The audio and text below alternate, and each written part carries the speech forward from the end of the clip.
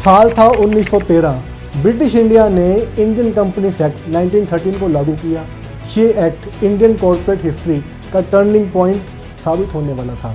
आज़ादी के तुरंत बाद गवर्नमेंट का मानना था कि चार्टर्ड वर्ड ब्रिटिश ट्रेडिशन की याद दिलाता है। अब आप सोच रहे होंगे आईसीए बनी तो पहले से मौजूद रजिस्टर्ड अकाउंटेंट्स का क्या बना। आज हम सब अपने आप को चार्टर्ड अकाउंटेंट या सीए कहते हैं, लेकिन एक टाइम ऐसा भी था जब गवर्नमेंट चार्टर्ड अकाउंटेंट वर्ड के सख्त खिलाफ थी। हम सब यही सुनते आए हैं कि आईसीए की फाउंडेशन 1949 में बाय एक्ट ऑफ पार्लियामेंट रखी गई, लेकिन अगर मैं आपसे कहूं कि ये आधा सच है। सीए की असली बुनियाद तो 1913 में ही रखी गई थी। अगर मैं आपसे कहूं कि आईसीए के फर्स्ट प्रेसिडेंट ने आईसीए के कभी एग्ज़ाम्स ही नहीं दिए, तो जी हाँ, आज हम जानेंगे एक ऐसी कहानी को जो ना ही कभी किसी ने बताई, ना ही कभी किसी ने सुनी। अगर आप सीए स्टूडेंट हैं, सीए मेंबर हैं या अकाउंटिंग प्रोफेशन से बिलोंग करते हैं, देन आपको भी ये सच्चाई पता होनी चाहिए। साल था 1913।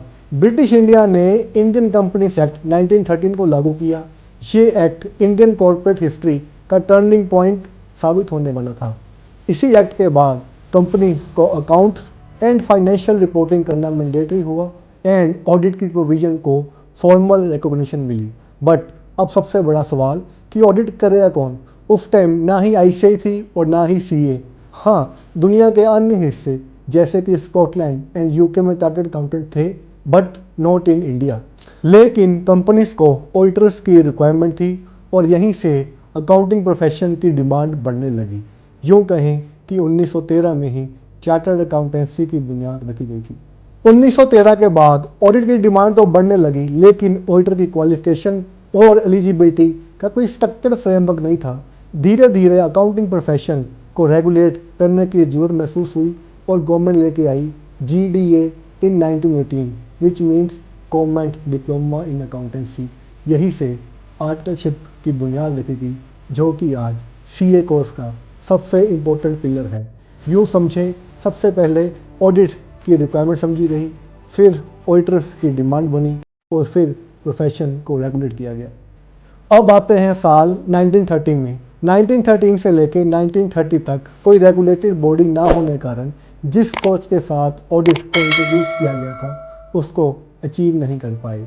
अब आते हैं साल 1930 में और गवर्नमेंट लेके आई Indian companies amendment act 1930।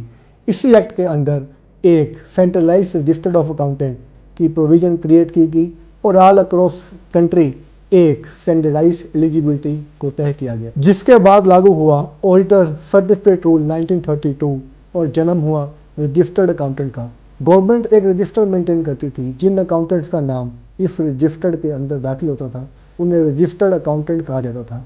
Profession की कोर वैल्यू तब भी सेम थी, ethics, knowledge, public trust and training, बस नाम अलग था। अब आते हैं साल 1947 में। भारत आज़ाद हुआ। आज़ाद भारत को एक स्ट्रॉन्ग फाइनेंशियल इकोसिस्टम की जरूरत थी। गवर्नमेंट ऑडिटिंग एंड अकाउंटेंसी को रेगुलेट करना चाहती थी। इसी सोच के साथ गवर्नमेंट लेके आई चार्टर्ड अकाउंटेंट्स एक्ट 1949 और जन्म हुआ चार्टर्ड अकाउंटेंट्स का। लेकिन ये नाम गवर्नमेंट ने हमें इतनी आसानी से नहीं दिया। आज़ादी के तुरंत बाद गवर्नमेंट का मानना था कि चार्टर्ड वर्ड ब्रिटिश ट्रेडिशन की याद दिलाता है। उनके अकॉर्डिंग प्रोफेशन का नाम रजिस्टर्ड अकाउंटेंसी होना चाहिए, लेकिन हमारे एक्सपर्ट और सीनियर मेंबर्स का मानना था नए भारत को वर्ल्ड लेवल पे रिस्पेक्ट और पहचान दोनों चाहिए, तो ऑलरेडी इस्टेब्लिश वर्ड चार्टर्ड के साथ ही जाना चाहिए, बिकॉज चार्टर्ड उस समय वर्ल्ड लेवल पे अपने ट्रस्ट के लिए जाना चाहता था। और इसी कशमकश के बाद, काफ़ी मेहनत के बाद हमें वर्ड मिला चार्टर्ड अकाउंटेंट्स। अब आप सोच रहे होंगे आईसीए बनी तो पहले से मौजूद रजिस्टर्ड अकाउंटेंट्स का क्या बना। क्या उन्हें फाउंडेशन देनी पड़ी, क्या उन्हें सीए फाइनल के एग्ज़ाम देने पड़े? तो जवाब है नहीं। चार्टर्ड अकाउंटेंट एक्ट 1949 की ट्रांजिशनल प्रोविजंस के तहत रजिस्टर्ड अकाउंटेंट्स को चार्टर्ड अकाउंटेंट बनने का अधिकार दिया गया और इसी प्रोविजन को फॉलो करते हुए मेजॉरिटी ऑफ आरए चार्टर्ड अकाउंटेंट्स बने। आईसीआई के first president Shri GP Kapadia भी पहले जीडीए थे, रजिस्टर्ड अकाउंटेंट थे और इसी ट्रांजिशनल प्रोविजंस को फॉलो करते हुए वे सीए बने।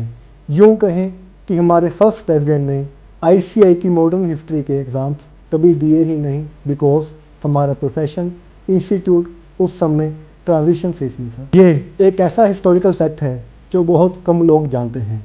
अगर हम 1949 से 2026 तक इंस्टीट्यूट की जर्नी देखें तो ये सिर्फ इंस्टीट्यूट की जर्नी नहीं, नेशन बिल्डिंग की कहानी है। आज ICAI दुनिया की सबसे मोस्ट प्रेस्टिजियस प्रोफेशनल बॉडीज़ में से एक मानी जाती है। इंस्टीट्यूट के पास 5 लाख मेंबर्स और 12 लाख से अधिक स्टूडेंट्स का इकोसिस्टम है। और शायद इसीलिए चार्टर्ड अकाउंटेंसी एक सिर्फ डिग्री नहीं है, इट्स एंड लेगेसी। अंत में मैं यही कहूँगा, I am proud to be a part of this noble profession.